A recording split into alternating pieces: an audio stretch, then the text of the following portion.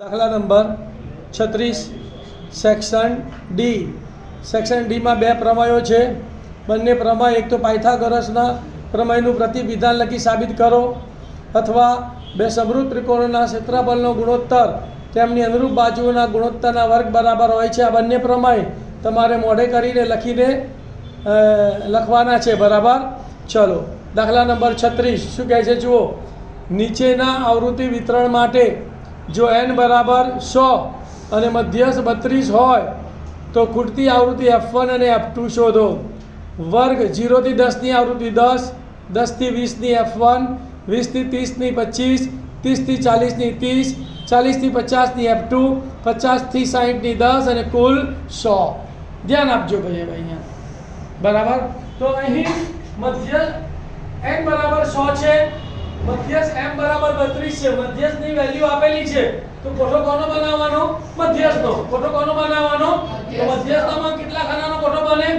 3 ખાનાનો. વર્ગ આવૃત્તિ fi અને સંચય આવૃત્તિ cf. બરાબર? ચલો, તો પહેલા લખીશું 0 થી 10 ની આવૃત્તિ 10, 10 થી 20 ની f1. f1 ને ક્યાં લખીશું? થોડુંક દૂર, જેથી કરીને સરવાળામાં એકડો ગણાઈ જાય નહીં. 20 થી 30 ની 25, 30 થી 40 ની આવૃત્તિ 40 થી 50 ની f2. f2 ને ક્યાં લખી છે? થોડુંક દૂર. અને 50 થી 60 ની આવૃત્તિ 10. સરવાળો કરે 0 0 5 0 એટલે 5, 1 ને 3 4 ને 2 6 ને 7 એટલે 75 f1 f2 બરાબર 100. તો અહીંયા લખીશું 75 f1 f2 બરાબર 100. પ્લસ 75 સામે જાય તો માઈનસ 100 માંથી 75 જાય તો 25. તો માટે f1 f2 બરાબર 25. સમીકરણ નંબર 1.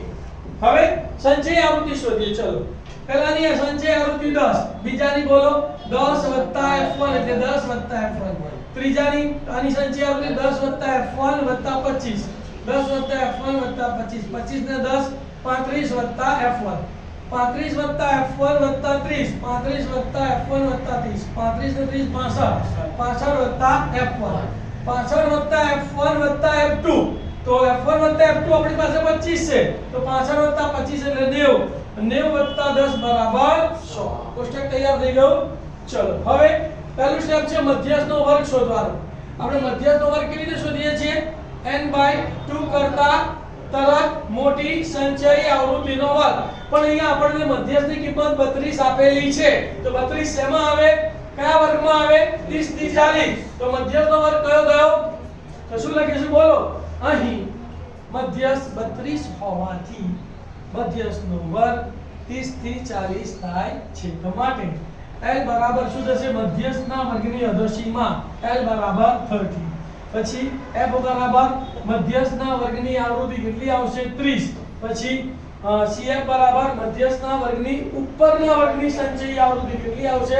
35 f1. h બરાબર મધ્યસ્થના વર્ગની આવૃત્તિ કેટલી આવશે? 10. અને n/2 એટલે 100/2 બરાબર 50. સૂત્ર તમને મધ્યસ્થનું યાદ હોવું જોઈએ ભાઈ. સૂત્ર કયું છે બોલો? મધ્યસ્થ m બરાબર l n/2 cf f ગુણ્યા h. કિંમતો મૂકીશું.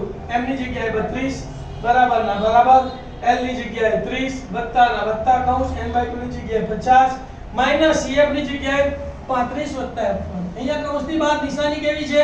માઈનસ. તો આપણે સીધો કૌંસ છોડી કાઢીએ તો અંદરની નિશાની બદલાઈ જશે. તો 35 f1 ની જગ્યાએ શું આવશે? માઈનસ 35 માઈનસ f ની જગ્યાએ 30 અને ગુણ્યા h કેટલો છે? 10. પછીના સ્ટેપમાં આ વત્તા 30 આ બાજુ જશે તો માઈનસ, એટલે અહીંયા લખવાનું 32 ઓછા 30. 50 અને 35 બાદ કરવાના. 50 માંથી 35 જાય તો 15, 15 માઈનસ f1. શૂન્ય ગઈ, શૂન્ય ગઈ તો 3, એટલે અહીંયા રહ્યા 3, તો છેદમાં 3. આ બેની બાદબાકી, બાકી બધું એમનું. તો 32 માંથી 30 ગયા તો 2 બરાબર 15 માઈનસ f1 છેદમાં 3. 3 ભાગાકારમાં સામે જાય તો ગુણાકારમાં, તો 3 દુ 6, તો 6 બરાબર 15 માઈનસ f1. અને સૂત્ર કરતા બનાવવાનું છે આપણે f1 ને. તો માઈનસ f1 આ બાજુ આવે તો પ્લસ f1, પ્લસ 6 સામે ગયા તો માઈનસ f1 બરાબર 15 માઈનસ 6.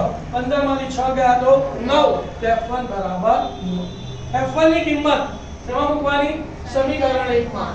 તો f1 ની કિંમત સમીકરણ 1 માં મૂકતા f1 f2 બરાબર 25. F1 ની જગ્યાએ કેટલા મૂકવાના 9 તો 9 + F2 = 25 વત્તા 9 સામે જાય તો કેવા થઈ જાય માઈનસ અહીંયા શું લખાય 25 - 9 તો માટે F2 = 25 - 9 25 માંથી 9 ગયા તો 16 તો માટે F2 = 16 ધ્યાન આપજો એક આવો કૃતિ આવૃત્તિનો દાખલો પૂછાશે મધ્યકની કિંમત આપી હોય તો મધ્યકનો કોઠો બનાવવાનો મધ્યસ્થની કિંમત આપી હોય તો મધ્યસ્થનો અને બહુલકની કિંમત આપી હોય તો બહુલકનું સૂત્ર વાપરીને દાખલો ગણવાનો